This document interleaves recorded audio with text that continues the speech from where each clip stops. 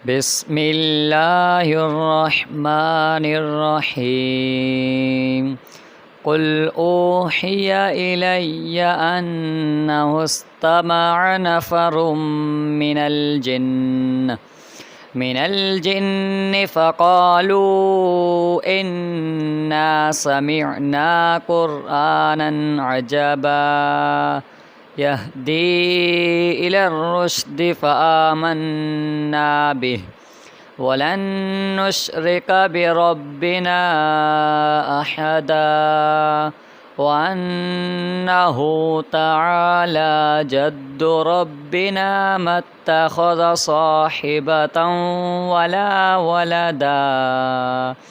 وأنه كان يقول سفيهنا على الله شططا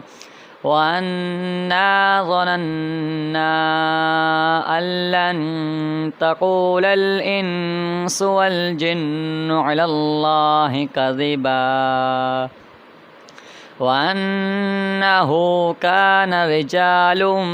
من الإنس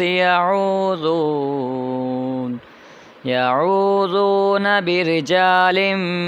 من الجن فزادوهم رهقا وأنهم ظنوا كما ظننتم أن لن يبعث الله أحدا وأنا لمسنا السماء فوجدناها ملئت حرسا شديدا وشهبا وأنا كنا نقعد منها مقاعد للسمع